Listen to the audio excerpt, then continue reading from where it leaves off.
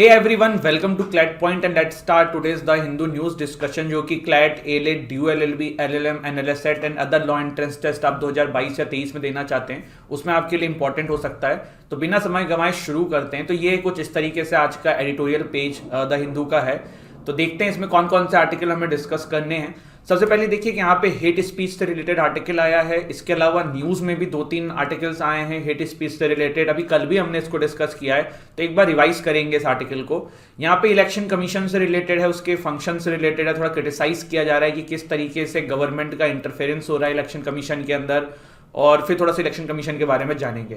यहाँ पे demographic dividend क्या होता है इसके बारे में थोड़ा सा पढ़ेंगे।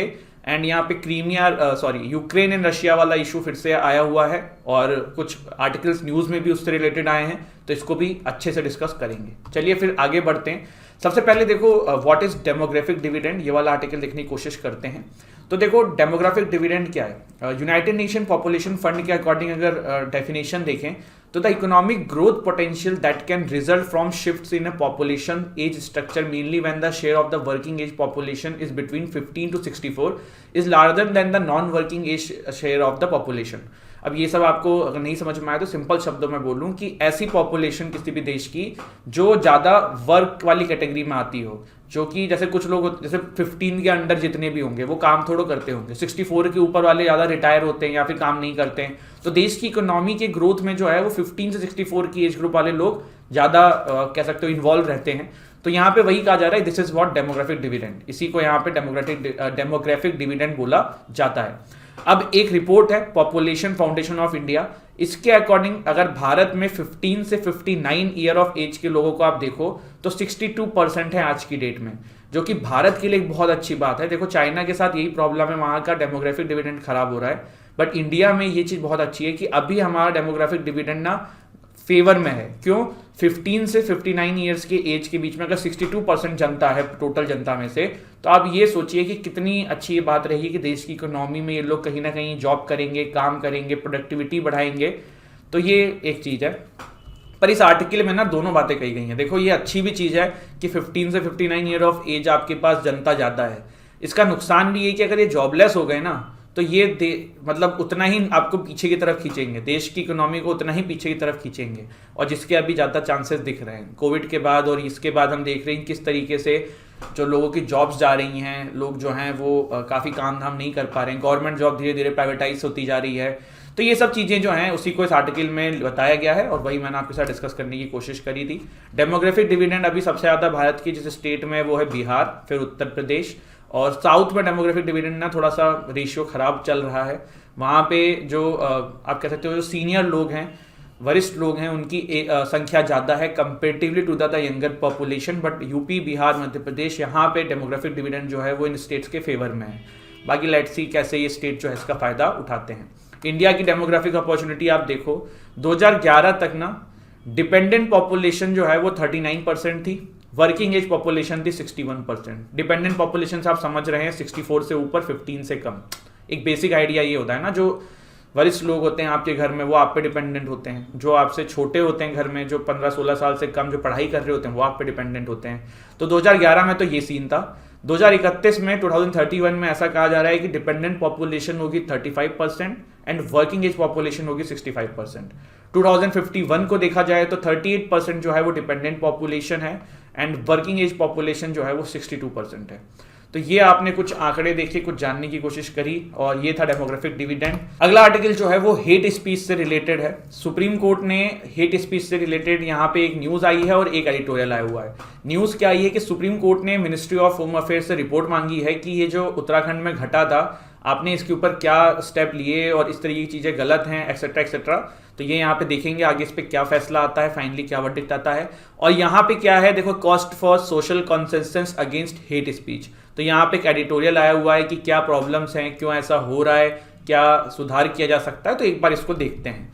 देखो मैंने कल भी आपके साथ डिस्कस किया था, एक बार रिवाइज कर लेते हैं कि फिलहाल भारत में क्या क्या प्रोविजंस हैं हेट स्पीच को टैकल करने के लिए। तो section 153A and section 153B of IPC जो है वो इस तरीके की चीज़ों को रोकता है जिससे enmity and hatred between two groups create हो जाए। Section 295A of Indian Penal Code जो है वो भी इस तरीके की चीजों को रोकता है जहां पे मैलिशियस इंटेंशन दिखे, outrage the religious feeling of a class of person.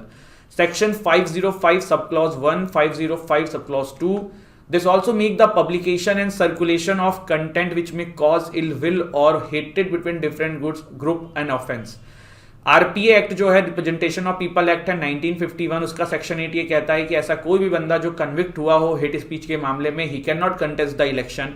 Section 123 sub clause 3A 125 of RPA representation of people act ये बार करता है इस तरीके की चीजों को इलेक्शंस की रैलीज में, जिससे race, religion, community, caste, language और इस तरीके की चीजें कुछ भी क्रिएट हों और करप्ट इलेक्टोरल प्रैक्टिसेस इंडल्ज हों। तो ये सारी चीजें हमने देखी। क्या हेट स्पीच फ्री स्पीच है इंडिया में? तो देखो, freedom of speech and expression है आप लोगों के पास, लेकिन it comes with certain limitation. मैंने आपको बताया था, with great power comes great responsibility. तो आप अपने राइट को यूज करने के लिए, आप अपने फंडामेंटल राइट का यूज करने के लिए किसी और के फंडामेंटल राइट्स को वायलेट नहीं कर सकते हो। तो फ्री स्पीच ठीक है, होती है, लेकिन hate speech is not free speech. ये आपके आईपीसी और बहुत सारे लॉज में प्रोहिबिट है और इसके ऊपर कानून है। ऑल दो हेट स्पीच की एज सच कोई डेफिनेशन कहीं नहीं है। इसी के चलते हुए काफी बार लोग इससे बच के निकल जाते हैं, क्योंकि अपने तरीके से मॉडिफाई कर दी जाती है डेफिनेशन। कुछ एग्जाम्पल तो देखो, even pornography is example of hate speech, ठीक है। रिलीजियस सेंटीमेंट हर्ट करना हेट स्पीच है। सुप्रीम कोर्ट ने क्या क्या वर्डिक्ट दे रखे हैं इसके ऊपर? तो एक प्रवासी भरनी संगठन वर्सेस यूनियन ऑफ इंडिया ये केस है, काफी ज्यादा लैंडमार्क केस है regarding hate speech. Supreme Court ने इसमें कहा था कि hate speech is just an effort to marginalise individual based on their membership in a group. Law commission की अगर हम देखें तो उनकी 267th रिपोर्ट में गाइज उन्होंने ये बात कही थी कि आईपीसी के अंदर 2 नए सेक्शंस लाने चाहिए और हेट स्पीच को टैकल करने के लिए कठोर कानून लाने चाहिए। उन्होंने 2 जो सेक्शंस यहाँ पे सजेस्ट किए थे वो थे 153C एंड 505A। 153C जो उन्होंने सजेस्ट किया था वो करता था prohibiting incitement to hatred, and section 505A जो है वो कहता था कॉजिंग फियर, अलार्म और provocation of violence in certain cases. But ये चीज जो है वो फाइनली ठंडे बस्ते में जा चुकी है। ये सब कारण क्या है ठंडे बस्ते में जाने का? तो देखो, सबसे ज्यादा हेट स्पीच के मामलों में फंसता कौन है? पॉलिटिशियंस। मैंने कल भी आपको बताया था। तो अगर ऐसा कुछ कानून आएगा तो सबसे ज्यादा दिक्कत भी उन्हें ही होने वाली है, तो इसीलिए ठंडे बस्ते में जाके पड़ा हुआ है। सुप्रीम कोर्ट ने अपने और भी वर्डिक्ट्स दिए हैं इसके हेट स्पीच के मामले पर, जैसे कि state of Karnataka versus Pravin bhai Togadia 2004 का ये केस है। इसमें सुप्रीम कोर्ट ने कहा था कि the impact of the hate speech can have on the targeted groups ability to respond and how it can be stemless to further attacks. मतलब किस तरीके से हेट स्पीच जो है वो शांति भंग कर सकती है, इस तरीके को सुप्रीम कोर्ट ने ऑब्जर्व किया था in State of Karnataka versus Pravin Bhai Togadia. Amish Devgan versus Union of India recent case है सुप्रीम कोर्ट का related to hate speech, and hate speech has no redeeming or legitimate purpose other than hatred towards a particular group. यहां पे इस case के अंदर ये कहा गया था। अब यहाँ पे क्या है, अगला आर्टिकल देखते हैं। इलेक्शन कमीशन से रिलेटेड आर्टिकल है। पहले तो देख लेते हैं कि यहाँ पे क्या डिस्कशन हुआ है। ये आर्टिकल जो है ये राजीव गोंडा एंड एमन हाशमी के द्वारा लिखा गया है। इस आर्टिकल में बेसिकली एक एग्जांपल दिया है कि चीफ इलेक्शन कमिश्नर जो हैं और जो अदर इलेक्शन कमिश्नर हैं उन्होंने एक इनफॉर्मल मीटिंग जो है वो अटेंड करी थी with the principal secretary of the prime minister. Last year की यहाँ पे बात हो रही है। ऐसे बहुत सारे एग्जाम्पल हैं जहाँ पे चीज देखने को मिलती है। तो इनका इनडायरेक्टली ये कहना है कि किस तरीके से जो गवर्नमेंट है उनका कहीं ना कहीं आप कह सकते हो कि इन्फ्लुएंस है इलेक्शन कमीशन के ऊपर, ये इसमें कहा जा रहा है। फिर कुछ रिफॉर्म्स इन्होंने सजेस्ट की हैं तो वो सब हम देखेंगे। पहले थोड़ा सा इलेक्शन कमीशन ऑफ इंडिया के बारे में जानते हैं गाइस। तो इलेक्शन कमीशन ऑफ इंडिया जो है इट्स एन कॉन्स्टिट्यूशनल बॉडी। मैंने आपको डिफरेंस बताया था constitutional body and unconstitutional bodies में। ऐसी कोई सी भी बॉडी जिसके बारे में कॉन्स्टिट्यूशन में चर्चा है that is an constitutional body. जहां पे कॉन्स्टिट्यूशन में जिसके बारे में चर्चा नहीं मिलता है वो अनकॉन्स्टिट्यूशनल होती हैं। लोकसभा के इलेक्शन, राज्यसभा के इलेक्शन, स्टेट लेजिस्लेटिव असेंबली के इलेक्शन, प्रेसिडेंट का इलेक्शन, वाइस प्रेसिडेंट का इलेक्शन जो है वो प्रिसाइड किया जाता है इलेक्शन कमीशन ऑफ इंडिया के द्वारा। Preside is not the correct term, administer किया जाता है, ठीक है। पार्ट 15 ऑफ इंडियन कॉन्स्टिट्यूशन जो है वो डील करता है इलेक्शन से। Establish A common for these matters. Election commission जो है वो कॉन्स्टिट्यूशन में 25 जनवरी 1950 में जैसे कॉन्स्टिट्यूशन आया था उसी के अकॉर्डेंस आ गई थी। आर्टिकल 324 से लेकर 329 तक जो कॉन्स्टिट्यूशन है उसका डील करता है इलेक्शन कमीशन के पावर, फंक्शन, टेन्योर, एलिजिबिलिटी, इस तरीके की चीज़ों से। एक बार जल्दी से इन आर्टिकल्स को देख लेते हैं। Article 324, superintendence direction and control of election to be vested in Election Commission. Article 325, no person to be ineligible for inclusion in or to claim to be included in a special electoral roll on grounds of religion, race, caste, sex. 326, election to the House of the People to the Legislative Assembly of State to be basis of adult suffrage. क्या होता है ये? 18+ vote वाला बात है। 327 क्या होता है? Power of parliament to make provision with respect to elections and legislatures. यहाँ पे ये चीज ध्यान रखिएगा 327 की पार्लियामेंट को पावर कहाँ से मिलती है इलेक्शंस के रिलेटेड मामलों में नियम कानून लाने के लिए। 328 बात करता है power of legislature of a state to make provision with respect to the election to such legislature. And 329, bar to interference by court in electoral methods. ठीक है, अब आगे बढ़ते हैं, स्ट्रक्चर ऑफ इलेक्शन कमीशन देख लेते हैं। तो originally the commission had only one election commissioner, पहले इसमें सिर्फ एक इलेक्शन कमिश्नर होते थे, but after the election commissioner amendment act 1989 यहाँ पे मल्टी मेंबर बॉडी हो गई है। अब एक चीफ इलेक्शन कमिश्नर होते हैं, साथ में उनको असिस्ट करने के लिए 2 इलेक्शन कमिश्नर होते हैं। इसका सेक्रेटरीट जो है वो न्यू दिल्ली में लोकेटेड है, और इलेक्शन कमीशन जो है वो चीफ इलेक्टोरल ऑफिसर के द्वारा स्टेट लेवल के इलेक्शंस में हेल्प करी जाती है, जो कि एक IAS ऑफिसर होता है। और प्रेसिडेंट अपॉइंट करते हैं चीफ इलेक्शन कमिश्नर को और इलेक्शन कमिश्नर को। इनकी एक फिक्स टर्म होती है 6 साल या फिर 65 ईयर्स ऑफ एज, जो भी इन दोनों में से पहले आ जाए। रेवेन्यू, सैलरी, पग सब कुछ सुप्रीम कोर्ट के जज के इक्वल होता है। रिमूवल की प्रोसेस जो है वो same to same Supreme Court के जज की जैसे होती है पार्लियामेंट से हटाने की, उसी तरीके की इनकी भी होती है। क्या होती है वो रिमूवल की प्रोसेस? तो प्रूवन मिसबिहेवियर और इनकैपेसिटी पे यहाँ पे इनको हटाया जा सकता है, जैसे कि supreme court and high court के जजेस को हटाया जा सकता है। Special majority of 2/3 members of present and voting supported by more than 50% of total strength of the house चाहिए इनको हटाने के लिए। और इम्पीचमेंट टर्म इन लोगों के हटाने की प्रोसेस में यूज नहीं करते, रिमूवल करते हैं। इम्पीचमेंट सिर्फ प्रेसिडेंट की हटाने के लिए यूज करते हैं, ये चीज ध्यान रखिएगा। और प्रेसिडेंट की इम्पीचमेंट के लिए क्या होता है, एक आइए बात तो देख लो। Removing the President which requires the special majority of 2/3 members of the total strength of the both the House which is not used elsewhere. इसीलिए इम्पीचमेंट टर्म भी यहाँ पे सिर्फ यूज होती है प्रेसिडेंट के इलेक्शन में, प्रेसिडेंट को हटाने के लिए। ठीक है, अब इलेक्शन कमीशन के साथ मेजर चैलेंजेस क्या हैं, जो कि एडिटोरियल में भी डिस्कस हुए हैं। सबसे पहली चीज तो ये कि मैंने बताया मॉडल कोड ऑफ कंडक्ट ये लेके आते हैं, हमने बहुत डिटेल में देखा हुआ है मॉडल कोड ऑफ कंडक्ट, 2-2, 3-3 दिन देखा हुआ है, पर उसमें कोई रेमेडी नहीं है, अरेस्ट नहीं होते हैं, कुछ भी बोल के लोग निकल जाते हैं, बस ठीक है। पावर ऑफ स्टेट गवर्नमेंट जो है वो अपने तरीके से, जैसे क्या होता है ना, इलेक्शन है, इलेक्शन कमीशन ने तो बता दिया भैया यहाँ या इलेक्शन है, लेकिन जो बंदे अपॉइंट होते हैं इलेक्शन देखने के लिए या ये होते हैं, वो स्टेट गवर्नमेंट के बंदे ही होते हैं, मतलब सरकारी नौकरी करते हैं, कहीं कहीं उनकी ड्यूटी लगती है, टीचर्स एंड एक्सेट्रा एक्सेट्रा। तो स्टेट गवर्नमेंट अपने तरीके से चीज़ों को कहीं कहीं करने की कोशिश करती है। सबसे इंपॉर्टेंट चीज जो है वो इन्फ्लुएंस अब इलेक्शन कमीशन में काफ़ी ज़्यादा बढ़ता जा रहा है, क्योंकि जो अपॉइंटमेंट की प्रोसेस है ना वो बहुत ज़्यादा ट्रांसपेरेंट नहीं रह गई है और उसमें गवर्नमेंट का इंटरफेरेंस हो चुका है। तो ये सारी चीज़ें जो हैं एक मेजर चैलेंजेस हैं जिसको टैकल करने की बहुत ज़रूरत है, यही इस एडिटोरियल के अंदर कहा जा रहा है। आगे बढ़ें उससे पहले गाइज, हम लोगों के काफ़ी सारे बैचेस चल रहे हैं आप लोगों के लिए, जैसे कि जो क्लैट की तैयारी कर रहे हैं, क्लैट यूजी जो 5 साल की लॉ करने की सोच रहे हैं, उनके लिए क्लैट यूजी का मॉक टेस्ट है। क्लैट यूजी 2022 के लिए क्रैश कोर्स चल रहा है। क्लैट यूजी 2023 के लिए ईयर लॉन्ग बैच चल रहा है। करंट अफेयर्स का स्पेशल कोर्स चल रहा है क्लैट 2022 के लिए।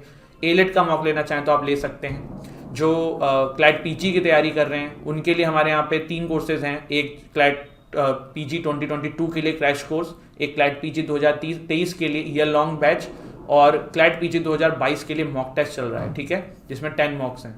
तो आप इन कोर्सेज में चाहें तो इनरोल कर सकते हैं। एनालिसेट के लिए हमारा एक ईयर लॉन्ग बैच चल रहा है 2024 के लिए और 2023 के लिए, और 2022 के लिए हमारा ये एनालिसेट का क्रैश कोर्स चल रहा है 14,999 का, जिसमें DU LLB की भी तैयारी आप लोगों के लिए ओपन हो जाएगी। और मॉक टेस्ट है एनालिसेट का, जिसमें डेली आंसर राइटिंग प्रैक्टिस है और प्लस आपका 10 मॉक्स हैं जो पेपर ये होता है उसका। तो आप चाहें तो इसमें इनरोल कर सकते हैं। DU LLB के बैचेस में आप चाहें तो इनरोल कर सकते हैं। करना क्या है, डिस्क्रिप्शन में जाना है, हमारे ऐप के लिंक है, हमारी ऐप को डाउनलोड करना है, स्टोर सेक्शन में जाना है, वहाँ से कोर्स को परचेस करना है, और जो लोग डेस्कटॉप से विजिट करना चाहें वेबसाइट के थ्रू भी परचेस कर सकते हैं। अगला एडिटोरियल जो आया है वो आया है टॉकिंग टू रशिया। ये फिर मैंने आपको बताया, इस पे न्यूज़ में भी आए हुए हैं काफ़ी। थोड़ा सा इसको ना डिटेल में देखते हैं। मैंने आपको वैसे तो बताया है ये यूक्रेन और रशिया क्राइसिस, लेकिन थोड़ा सा और देख लेते हैं। अभी देखो क्या हुआ ना, रशिया के 1 लाख ट्रूप्स जो हैं वो इसके बॉर्डर पे तैनात हैं यूक्रेन को डराने धमकाने के लिए। और ऐसा अनुमान लगाया जा रहा है कहीं वॉर ना हो जाए। रशिया ने ऑल्दो मना किया है कि भैया हम इस तरीके का वॉर में इंडल्ज नहीं होना चाहते, हम बस इतना चाहते हैं यूक्रेन जो है ना वो नेटो का पार्ट ना बने। नेटो क्या है, पहले तो नेटो के बारे में थोड़ा सा जान लो। नेटो एक ऑर्गेनाइजेशन थी जो कि यूएसएसआर के अगेंस्ट में बनाई गई थी, सोवियत यूनियन के अगेंस्ट में बनाई थी, जो रशिया आज की डेट में आप कह सकते हो। अब क्या है, सोवियत यूनियन तो डिसइंटीग्रेट हो गया था 90s में आके, तो फिर उसके बाद नेटो का इतना यूज नहीं रह गया। तो रशिया की एक डिमांड जो है ना वो साफ साफ ये भी है अभी, वो ये कह रहा है कि 1997 के बाद जब यूएसएसआर खत्म हो गया था उसके बाद जो भी लोग नेटो में शामिल हुए हैं उन सबको बाहर निकालो। पहली तो रशिया की डिमांड ये है। दूसरी वो कह रहा है कि यूक्रेन को भैया आप इसमें इंक्लूड मत करो नेटो के अंदर। ऐसा रशिया क्यों कह रहा है, क्योंकि रशिया को प्रॉब्लम ये कि भैया वो लैंड मतलब इन लोगों से लैंडमार्क्ड है, लैंडलॉक्ड है, घिरा हुआ है। अब अगर ये लोग नेटो के पार्ट हो जाएंगे, कल को लड़ाई होगी तो फिर रशिया को दिक्कत होगी। जितने भी बैलेटिक नेशन है, बैलेटिक नेशन मतलब जो बैलेटिक सी के पास होते हैं उन्हें बैलेटिक नेशन बोलते हैं, जैसे कि लैटविया, एस्टोनिया, लिथुआनिया, ठीक है, पोलैंड, हंगरी। तो रशिया ये चाह रहा है कि भैया ये सारी कंट्रीज जो है ना इसमें से एक भी नेटो का पार्ट ना बने। हम ये चाहते हैं यूक्रेन ना बने। फिर रशिया ये भी चाहता है कि 1997 के बाद में जितने ऐड हुए हैं उनको भी हटा दिया जाए। तो ये सारी स्टोरी है जिसके लिए यूएस ने इतना बोला है अभी तक कि भैया ये सब मानना तो इतना आसान नहीं, लेकिन हम आपसे बात करने के लिए तैयार हैं, एक कॉमन गोल पे आने के लिए तैयार हैं। और साथ ही साथ यूक्रेन को ओपनली सपोर्ट किया यूएसए ने कि अगर कोई भी दिक्कत आती है तो हम आपके लिए खड़े हैं। नेटो में देखो लास्ट जो कंट्री ऐड हुई थी वो थी नॉर्थ मैसेडोनिया, ऑल्दो भी प्रॉपर तरीके से अभी पेंडिंग पड़ा है मामला। 2017 में मॉन्टेनेग्रो हुई थी, 2019 में नॉर्थ मैसेडोनिया हुई थी, अभी यूक्रेन को करने की चल रही है बात। एक और अभी देखो बहुत इंपॉर्टेंट एस्पेक्ट यहाँ पे ना, यूएस को तो बहुत अच्छा लग रहा है जो ये प्रॉब्लम हो रही है, क्योंकि ये यूरोपियन कंट्रीज के साथ रशिया के बीच में टेंशंस बढ़ रहे हैं, नेटो में नहीं ऐड होने दे रहे हैं। तो क्या हो रहा है, यूरोपियन कंट्रीज के साथ रशिया की टेंशंस और बढ़ रहे हैं। यूएस तो यही चाहता था। क्यों चाहता था, देखो एक नॉर्ड स्ट्रीम 2 पाइपलाइन थी। नॉर्ड स्ट्रीम 2 पाइपलाइन ना रशिया से आपके आई थी जर्मनी तक, ठीक है, ये देखो आप यहां से यहां तक बिछाई गई थी। आपको पता है कि रशिया की जो इकोनॉमी है ना वो नेचुरल गैस के ऊपर काफी डिपेंडेंट है, तो उसी को ट्रांसफर करने के लिए पाइपलाइन बनाई गई थी जर्मनी के अंदर तक, और फिर यहाँ से और यूरोपियन कंट्रीज में सप्लाई होता। और रशिया जो है ये पाइपलाइन का काम पूरा हो चुका है और काफ़ी इसके लिए पॉजिटिव देख रहा था क्योंकि उसकी इकोनॉमी में फ़ायदा होता। लेकिन यूएस को अच्छा लग रहा है क्योंकि अब यहाँ पे यूएस को पता है कि अगर ये टेंशन्स बढ़ी रशिया और यूरोपियन कंट्रीज के बीच में तो ये पाइपलाइन का जो फंक्शन है ना बंद हो जाएगा। और यूएस चाहता है कि भैया उन्हीं की गैसेस बिकें, ज़्यादा रशिया की क्यों बिकें। दूसरा, रशिया से उनके साथ पंगा है तो वो नहीं चाहेंगे उनकी इकोनॉमी बढ़े। तो ये सारी चीज़ें हैं। एक मेरा आप लोगों से क्वेश्चन है कि रशिया ने ना चाइना के साथ भी एक पाइपलाइन अपनी बिछाई थी नेचुरल गैस की, उसका नाम आप मुझे कमेंट सेक्शन में बताएंगे। तो ये था हमारा ये आर्टिकल। बढ़ते हैं गाइज आगे। Indu Malhotra panel news in short देखते हैं। Indu Malhotra panel to probe security breach, जो प्राइम मिनिस्टर मोदी जी का सिक्योरिटी ब्रीच हुआ है उसको चेयर किया गया है जो रिटायर्ड जज हैं इंदु मल्होत्रा, और ये जो इनकी पैनल है ये देखेगी कि क्या मामला था इसके अंदर पूरा, ठीक है। इसरो में नए चेयरमैन बनाए गए हैं सोमनाथ जी, इनका नाम है eminent rocket scientist S Somnath and he has been appointed as the chairman of Indian Space Research Organisation, ठीक है। चलिए फिर क्या है, BARC ratings for news channel to resume soon. अगर आपको ये थोड़ा सा पहले मैं लेके चलता हूँ, कुछ समय अर्नब गोस्वामी जी के रिपब्लिक चैनल के ऊपर आरोप लगे थे, पूरी कंट्रोवर्सी थी। क्या हुआ था, देखो क्या होता है, बार्क का जो रेटिंग का सिस्टम था ना, बहुत बेसिक तरीके से बता रहा हूँ, बहुत फैक्चुअल में नहीं जा रहे हैं। उसमें ये होता था कि कौन सा चैनल कितने ज़्यादा देखा जा रहा है, कुछ संख्या फिक्स थी कि इतने घरों में चेकिंग होगी। तो क्या होता था ना, पैसे दे दिए जाते थे और चैनल्स के द्वारा, और ये कहा जाता था कि इससे इस टाइम के बीच में अपने घर में टीवी ऑन कर लो, भले आप कुछ भी करो टीवी ऑन कर लो। तो इस तरीके से रेटिंग होती थी जिसको एक स्कैम की तरह बाहर निकाला गया था और काफ़ी समय से फिर सस्पेंड कर दिया गया था बार्क की रेटिंग, बट अब इसको फिर से रिज्यूम करने की बात करी जा रही है। इसके बाद Russia NATO lay out stuck difference on Ukraine crisis, editorial हमने डिस्कस किया, वही सेम चीज़ यहाँ पे भी है, घूम फिर के वही चीज़ें आती हैं। फिर देखो क्या है, किम अर्जेस मोर मिलिट्री मसल, जो किम जोंग है उन्होंने पर्सनली ओवरसॉ किया है एक successful test of hypersonic missile. कुछ दिन पहले बैलिस्टिक मिसाइल करी थी, अब हाइपरसोनिक मिसाइल की टेस्टिंग कर रहे हैं। नॉर्थ कोरिया जो है क्या करना चाहता है समझ में नहीं आ रहा है। आपको पता है कि नॉर्थ कोरिया ऐसी कंट्री है जहाँ पे सिर्फ और सिर्फ किम जोंग जी के बारे में उनको टीवी पे दिखाया जाता है, वहाँ पे सिर्फ पॉजिटिव न्यूज़ सुनाई जाती है। और नॉर्थ कोरिया के बारे में देखने के लिए ना यूट्यूब पे एक डॉक्यूमेंट्री है, नाम मुझे याद नहीं आ रहा है, उसमें एक महिला वहाँ से भाग के किसी तरीके से बच के अमेरिका पहुँची थी, तो उन्होंने अपने एक्सपीरियंस शेयर किए हैं। तो things are very bad, hair cut तक आप अपने पसंद का नहीं रख सकते हो, है ना। तो ये चीज़ें हैं। अब यहाँ पे क्या है, हाइपरसोनिक मिसाइल की टेस्टिंग हुई है, तो एक बार देख लेते हैं हाइपरसोनिक मिसाइल क्या थी। कल भी हमने देखा था कल भी किसी न्यूज़ में ये चीज़ आई थी। देखो मैंने बार बार आपको क्यों बताता हूँ जल्दी जल्दी ना, इससे रिवीजन होता रहेगा, आपके दिमाग में फीड हो जाएगी बातें, समझ रहे हो, और न्यूज़ में आती भी हैं तो हम रिवाइज करते चलते हैं। क्रूज मिसाइल बेसिकली देखो कुछ इस तरीके की होती है, इसमें जेट इंजन होता है।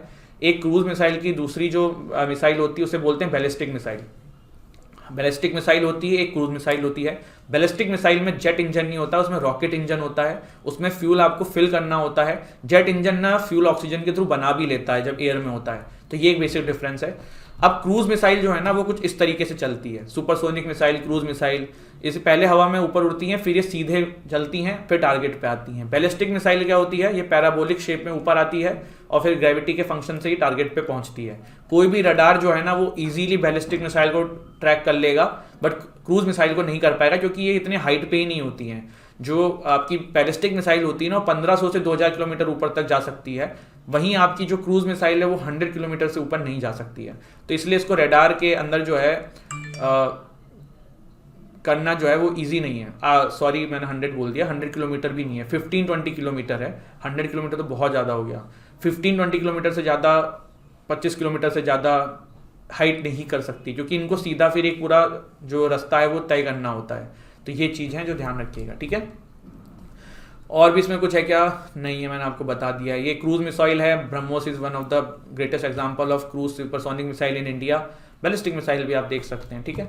चलिए, तो आज हमने क्या क्या डिस्कस किया एक बार रिवाइज कर लेते हैं। लास्ट में हमने नॉर्थ कोरिया का इंसिडेंट देखा, हमने क्रूज मिसाइल और आपकी जो दूसरी मिसाइल होती है बैलिस्टिक मिसाइल, इन दोनों के बीच डिफरेंस देखा।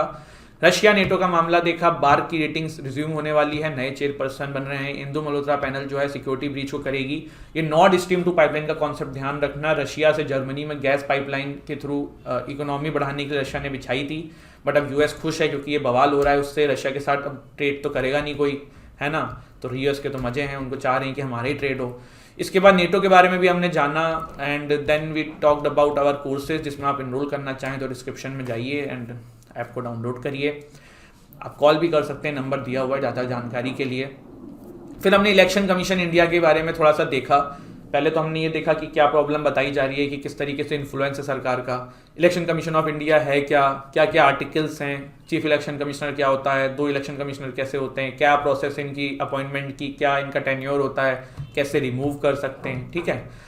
फिर हम हेट स्पीच के बारे में हमने पूरा देखा, हेट स्पीच क्या है, क्या पीनल प्रोविज़न है, सुप्रीम कोर्ट के क्या वेरियस जजमेंट्स हैं, एंड डेमोग्राफिक डिविडेंड क्या होता है हमने देखा। डेमोग्राफिक डिविडेंड का भारत में अभी क्या है सिस्टम, किस तरीके से हम चल रहे हैं, ये सब चीज़ें हमने देखी, ठीक है। तो this is it guys, thank you so much. And आज सेशन थोड़ा लेट हुआ क्योंकि आई वॉज बिजी समवेयर, तो कोई दिक्कत नहीं है। And thank you so much. जय हिंद, जय भारत, हंसते रहो, पढ़ते रहो, मेहनत करते रहो एंड लगे रहो।